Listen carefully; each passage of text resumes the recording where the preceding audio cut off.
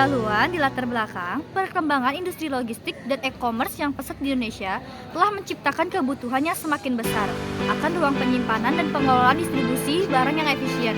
Seiring dengan pertumbuhan sektor perdagangan digital dan manufaktur, banyak perusahaan yang menghadapi tantangan dalam menemukan fasilitas penyimpanan yang sesuai dengan kebutuhan operasional mereka, baik dari segi kapasitas, lokasi, maupun efisiensi biaya.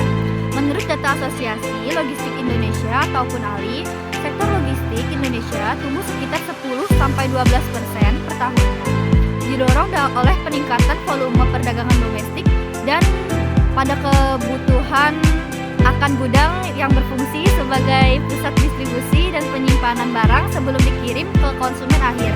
Namun, tidak semua perusahaan, terutama yang berskala kecil dan menengah, memiliki kemampuan untuk membangun untuk mengelola gudang yang mereka miliki sendiri. Melihat kebutuhan tersebut, perusahaan PT JWR Sentosa hadir untuk menyediakan layanan penyewaan gudang yang modern, efisien, dan berlokasi strategis. Dengan memanfaatkan teknologi manajemen gudang terkini dan sistem penyewaan yang fleksibel, kami berupaya menjadi mitra logistik yang andal bagi berbagai industri di Indonesia.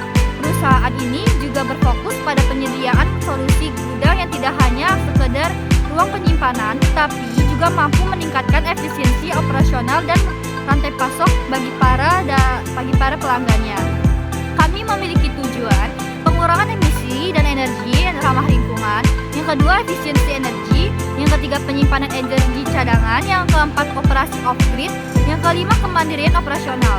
Dan juga kami juga memiliki manfaat, yang pertama adalah penghematan biaya operasional, keberlanjutan lingkungan, ketahanan pasokan, keunggulan kompetitif, mobilitas lebih baik, perawatannya lebih baik. Di sini saya akan membahas isi proposal bagian bab 2 tentang profil perusahaan. Perusahaan PT JWR Sentosa ini bergerak di bidang penyewaan gudang pelabuhan yang dimana berlokasi di ujung kiri sebelah utara Pulau Jawa. Berikut adalah gambaran Dena PT JWR Sentosa. Pada Dena PT JWR Sentosa ini kita dapat melihat di sini kami memiliki 3 gudang, yang dimana itu yang pertama itu ada gudang untuk kargo, kemudian yang kedua ada gudang untuk pendingin, yang dimana apabila ada ikan-ikan yang harus dibekukan kita memasukkannya di gudang tersebut, dan juga ada yang terakhir itu ada gudang makhluk hidup. Kemudian ada susunan organisasinya. Yang pertama itu ada Farizal. Di sini, Farizal menjabat sebagai Direktur Utama atau CEO dan juga IT dan keamanan. Yang kedua, ada Sarina Chandraning Tias, yang dimana menjabat sebagai Direktur Operasional, Manajer SDM, dan K3. Lalu, ada Mujadi Dava, yang dimana menjabat sebagai Direktur Keuangan dan juga Staf Administrasi. Kemudian, ada Melisa Maulida, yang menjabat sebagai Direktur Pemasaran dan juga Pelayanan Konsumen. Yang terakhir ada saya sendiri, Retno Aulianingrum Punamasari, yang menjabat sebagai Manajer Gudang dan juga Manajer Logistik. Kemudian ada analisis SWOT perusahaan. Yang pertama itu ada strength atau kekuatan. Nah, yang pertama ini kekuatan perusahaan PT JWR Sentosa ini memiliki lokasi yang strategis, yang dimana lokasi ini sangat dekat dengan pelabuhan sehingga memudahkan akses barang yang masuk atau keluar melalui jalur laut. Yang kedua, ada efisiensi operasional. Di sini kami dapat mempercepat proses logistik bagi perusahaan yang membutuhkan penyimpanan sementara sebelum pengiriman atau distribusi. Lalu ada weakness atau kelemahan. Yang pertama, ada ketergantungan pada infrastruktur pelabuhan. Nah, operasional PT JWR Sentosa ini sangat bergantung sekali pada infrastruktur pelabuhan. Karena itu kita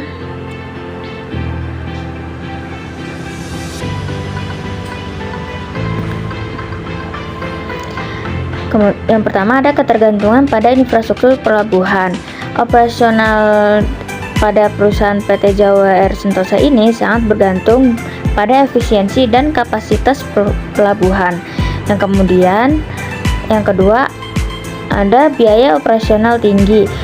Karena ada banyak sekali gudang dan juga manajemen logistik, itu memerlukan biaya yang cukup besar untuk pemeliharaannya, terutama dalam keamanan dan pengelolaan barang. Kemudian ada opportunities atau peluang. Yang pertama itu ada e-commerce dan globalisasi. Dengan meningkatnya perdagangan internasional dan e-commerce membutuhkan lebih banyak layanan gudang di sekitar pelabuhan. Yang kedua, ada kerjasama dan dengan perusahaan logistik. Nah, dengan adanya banyaknya orang yang menyewa jasa gudang kita, nah kita ini apabila gudang kita penuh, kita bisa bekerja sama dengan perusahaan logistik yang lainnya untuk meningkatkan volume bisnis. Kemudian yang terakhir ada threats atau ancaman. Yang pertama itu ada fluktuasi ekonomi global, yang dimana kondisi ekonomi global yang tidak stabil dapat mempengaruhi arus perdagangan dan juga kebutuhan akan jasa gudang. Ini seperti apabila adanya inflasi, sehingga ekonomi globalnya itu tidak stabil karena harga-harga semakin mahal. Jadi konsumen tidak membeli barang-barang yang ada di luar kota dengan cara memesan online. Kemudian yang kedua ada perubahan kebijakan pemerintah, yaitu seperti peraturan baru terkait ekspor impor atau pajak yang dapat mempengaruhi bisnis. Assalamualaikum warahmatullahi wabarakatuh. Nah, kita lanjut ke bab 3 di analisa produk. Di bab 3.1 gambaran umum produk, kargo pendingin berbasis tenaga baterai adalah inovasi terbaru di sektor logistik yang dirancang untuk menjaga suhu dalam pengiriman berbagai produk sensitif seperti makanan segar, obat-obatan, produk farmasi, dan bahan kimia. Produk ini memanfaatkan teknologi baterai untuk menyediakan tenaga yang stabil bagi sistem pendingin selama pengiriman, memungkinkan penghematan energi dan ramah lingkungan. Nah, beberapa fitur dari produk ini yaitu ada yang pertama ada fitur utamanya, itu yang pertama ada tenaga baterai. Nah, kargo pendingin ini menggunakan tenaga baterai berkapasitas tinggi yang memungkinkan penggunaannya bisa berhari-hari hingga berbulan-bulan. Juga baterai ini mampu menyediakan daya berkelanjutan untuk menjaga suhu di dalam kargo tersebut. Yang kedua ada sistem pendingin yang canggih. Nah, di dalam kargo ini menggunakan sistem pendingin yang sudah dirancang dengan teknologi tinggi sehingga suhu di dalam kargo tetap stabil dan terjaga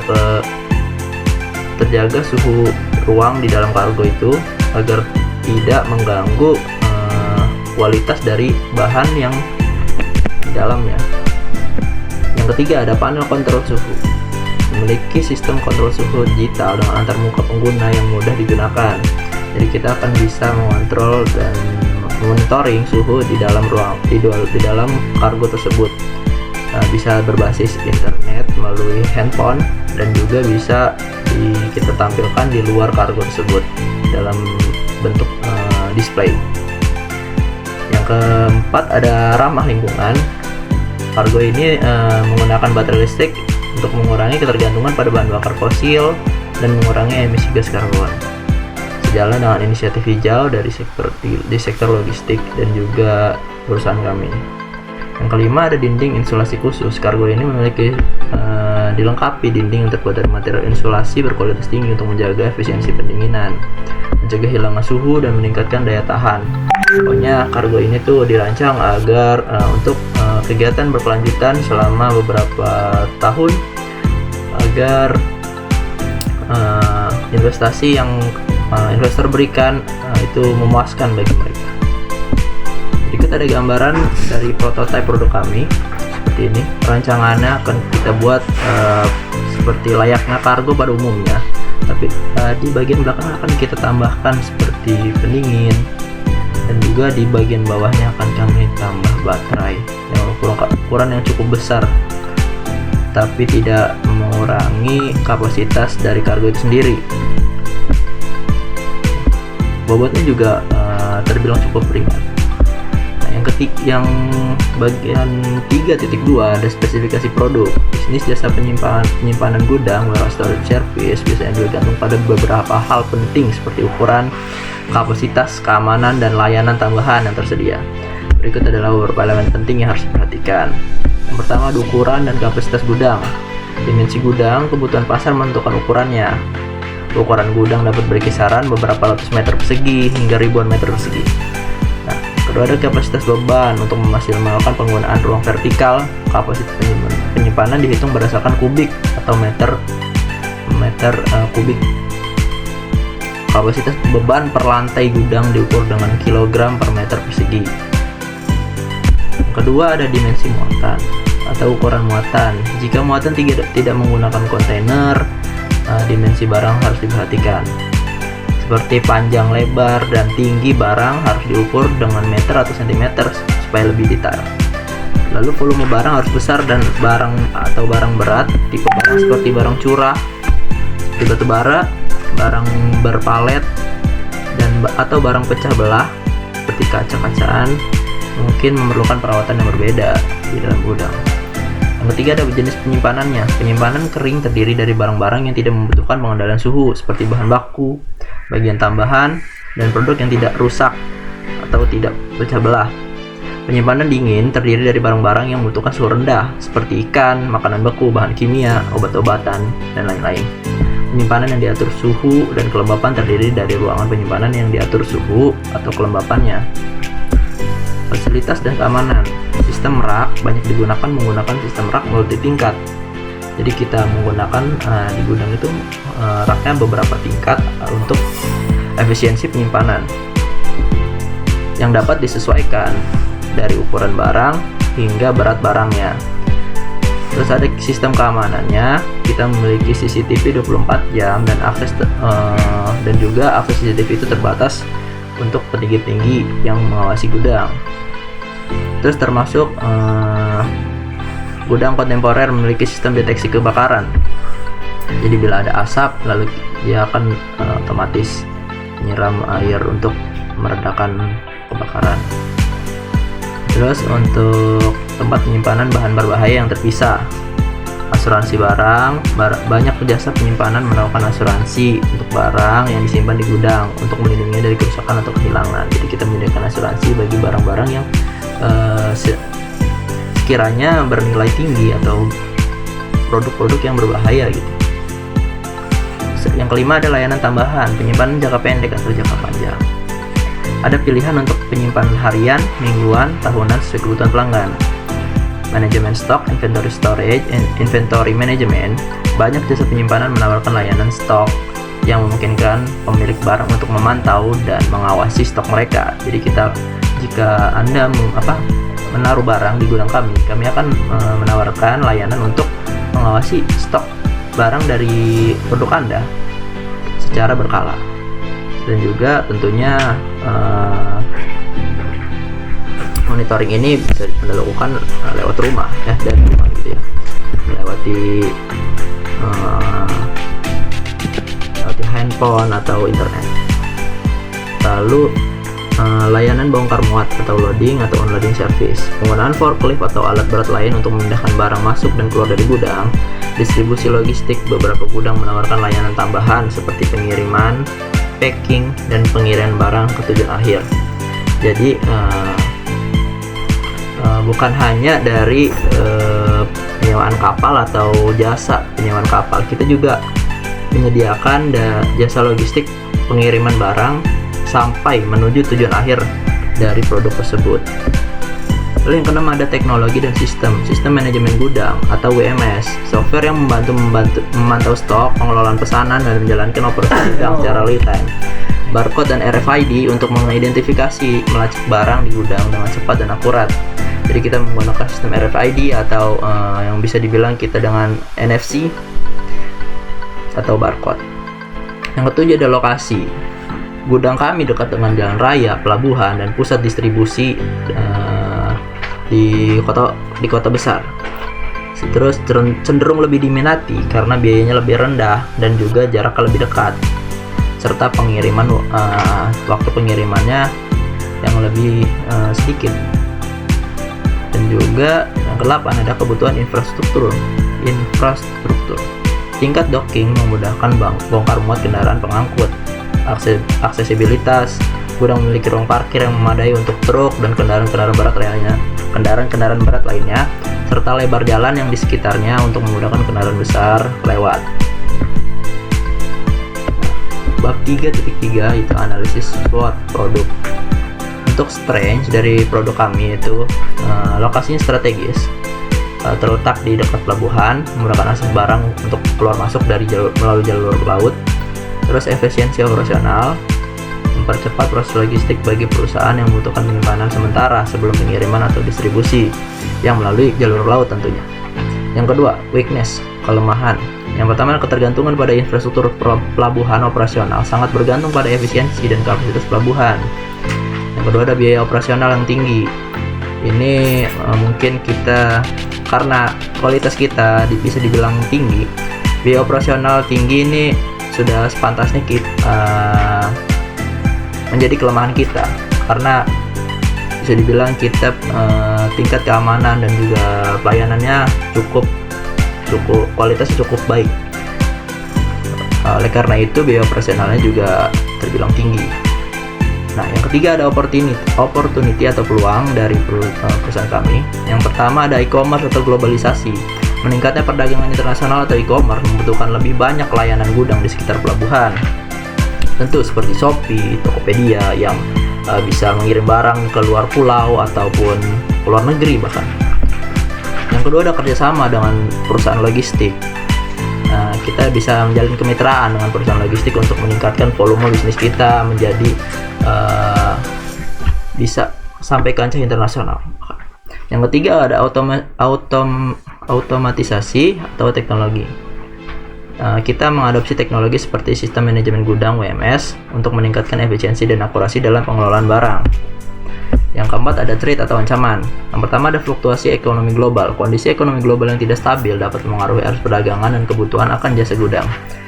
Yang kedua ada perubahan kebijakan pemerintah, peraturan baru terkait ekspor impor yang melarang impor barang bekas atau baju bekas dari luar negeri, atau pajak yang dapat mempengaruhi bisnis itu juga bisa menjadi ancaman bagi perusahaan kami. Yang ketiga, bencana alam atau faktor eksternal. Letak yang dekat dengan pelabuhan bisa membuat gudang rentan terhadap bencana alam seperti banjir atau gempa yang dapat merusak infrastruktur barang. Oke, mungkin sekian dari saya. Assalamualaikum warahmatullahi wabarakatuh. Lalu ada analisa pasar. Permintaan pasar, industri makanan dan minuman membutuhkan sistem pendingin untuk menyimpan daging, ikan, makanan olahan, dan produk segar. Nah, kargo pendingin PT JR Sentosa yang ditenagai baterai listrik memastikan bahwa produk tetap aman selama transportasi. Nah, vaksin, obat-obatan atau produk lainnya harus disimpan pada suhu yang terkendali. Solusi pendingin elektronik ini memenuhi persyaratan kualitas dan keselamatan transportasi medis. Lalu yang kedua ada tren industri. Industri logistik didorong oleh dorongan global untuk mengurangi emisi karbon, mendorong adopsi solusi yang lebih ramah lingkungan karena tidak menghasilkan emisi dan lebih hemat energi daripada kargo pendingin berbahan bakar diesel. Kargo pendingin bertenaga listrik dari baterai menjadi opsi yang sangat menarik. Lalu masuk keuntungan kompetitif kargo pendingin listrik. Mobilitas dan fleksibilitas yang tinggi membuatnya dapat digunakan di tempat yang sulit dijangkau listrik atau bahan bakar, terutama ketika dikirim ke daerah terpencil. Selain itu, unit listrik menghemat lebih banyak energi daripada solusi pemanas berbasis minyak, yang dapat mengurangi biaya operasional dan meningkatkan daya saing harga perusahaan dalam jangka waktu yang panjang. Lalu ada tantangan pasar. Biaya awal untuk pengembangan dan pelaksanaan beban pemanas berbasis baterai sangatlah besar, termasuk penelitian dan pengembangan teknologi baterai yang efisien. Meskipun baterai sederhana, butuh infrastruktur pengisian daya yang tepat. Tanpa struktur ini, operasi dapat terganggu, terutama jika digunakan di luar terminal atau stasiun pengisian daya. Nah, lalu ada peluang pasar. Produk kargo pendingin bertenaga listrik menjadi semakin menarik karena memiliki kemampuan untuk memenuhi standar keberlanjutan dan mendapatkan intensif dari pemerintah. Perusahaan logistik yang berkomitmen untuk mengurangi emisi karbon dan beralih ke metode transportasi yang lebih hijau juga dapat menjadi mitra yang menarik. Selain itu, bekerja sama dengan perusahaan e-commerce besar di industri makanan membuka banyak peluang untuk efisiensi dan inovasi. Sebaliknya, kemajuan teknologi terutama dalam hal baterai memungkinkan produk yang lebih efisien, daya tahan, dan kapasitas penyimpanan lebih besar. Akibatnya, biaya produksi dapat menjadi lebih murah di masa depan. Baik, bismillahirrahmanirrahim. Assalamualaikum warahmatullahi wabarakatuh. Pada hari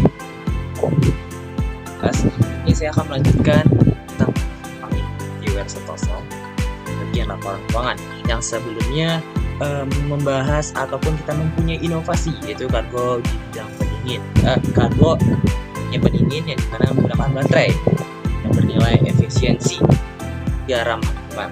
Nah, yang pertama adalah laporan laba rugi ini. Yang pertama, pendapatan lain-lain yaitu sekitar 500 juta dan pendapatan utamanya yaitu 40 miliar. Nah, ini kita mendapatkan banyak di bidang jasa kami dikarenakan banyaknya peminat sehingga kita mempunyai untung yang lumayan banyak. Nah, di sini adalah laporan proposal kami yang akan diberikan kepada investor. Selanjutnya adalah biaya operasional. Nah, biaya operasional ini memakan sejumlah 4 miliar, yang dimana karena kita menggunakan inovasi ini, kita memerlukan banyak biaya operasional, entah perawatan ataupun lain sebagainya. Nah, karena kita juga menggunakan baterai, mungkin ada inovasi-inovasi yang akan kita kembangkan. Nanti juga ada sepertinya ada tambahan-tambahan sehingga inovasi ini akan jangka panjang dan juga bernilai efisiensi. Nah, selanjutnya adalah gaji dan upah. Nah, gaji dan upah ini kita berikan kepada karyawan kami yaitu senilai 5M. Nah, kita bagi sesuai dengan job desk yang mereka lakukan dan sesuai dengan jabatan yang mereka dapatkan. Nah, selanjutnya adalah biaya pemasaran. Nah, biaya pemasaran ini kita patokan harga sebanyak 500 juta. Jadi mana pemasaran ini mencakup ya biaya di medsos, entah dari web, TikTok, dan lain sebagainya yang bernilai efisien dan juga kita kita bisa mulai dari tapi biasanya biaya pemasaran ini contohnya lebih banyak di medsosnya. Selanjutnya biaya administrasi ini yaitu menelan ataupun memakan jumlah 95 juta. Nah, karena kita adalah berbasis yang dimana kita juga harus menaati regulasi yang ada ataupun administrasi juga membutuhkan uang. Nah, kita menelan 95 juta. Selanjutnya adalah biaya lain ya antara kursi ataupun lain sebagainya. Jadi kita mematokkan harga sebanyak 20 juta. Dan biaya pengembangan. Nah, sebelumnya saya bilang biaya operasional, biaya pengembangan juga ini kita patokan juga. Yang dimana karena kargo pendingin ini bersifat inovasi dan juga sedang dijalankan, kita sedang melakukan riset. Nah, kita menelan 300 juta dan total untuk keseluruhan dari biaya operasional sampai biaya pengaman adalah belum miliar 315 juta. Nah, untuk pendapatan totalnya kita sudah saya jelaskan juga 40 miliar 200 juta. Pengeluaran totalnya yaitu senilai tadi saya sudah sebutkan yaitu 10 miliar 315 juta. Laba bersihnya adalah 29 miliar 880 juta rupiah. Nah, selanjutnya laporan neraca, itu berada kas dan setara kas. Nah, dari kas ini adalah dana yang siap digunakan untuk transaksi. Nah, utamanya dapat dengan mudah dikonversi menjadi kas dalam waktu yang singkat, biasanya 3 bulan atau kurang tanpa resiko perubahan nilai yang signifikan. Nah, contoh kas setara itu biasanya kita ada investasi pasar uang, surat berharga jangka pendek, dan deposito berjangka pendek. Dan kita patokan sebanyak 1 miliar. Nah, selanjutnya adalah piutang usaha. Nah, piutang usaha ini seperti ya mungkin ada pajak yang pajak yang belum terbayarkan, uang muka dari pelanggan, dividen terbayarkan dan sebagainya. Yang dimana mencakup kita belum melaksanakan kewajiban kita sebagai penyedia jasa. Nah, untuk itu kita patokan harga sebanyak 500 juta. Selanjutnya adalah inventaris kita, karena kita di bidang jasa di pelabuhan gudang, kita membutuhkan banyak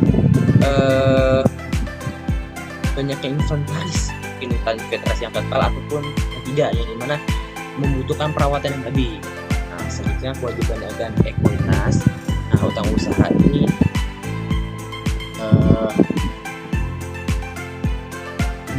kira juga sebagai utang dagang atau accounts payable adalah kewajiban finansial berjangka pendek yang timbul dari pembelian barang atau jasa kredit dari pengusaha. Kita patok sebanyak 3. Selanjutnya hutang lain-lain.